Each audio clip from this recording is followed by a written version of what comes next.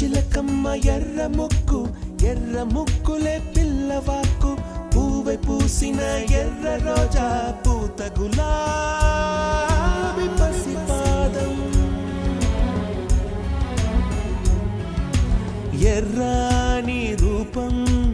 ఉడికే కోపం ఎర్రాని రూపం ఉడికే కోపం సంధ్యావర్ణ మంత్రాలు వింటే ఎర్రని పంట పాదమంటే కాంచనాల జిలుగు పచ్చ కొండ బంతి గోరంత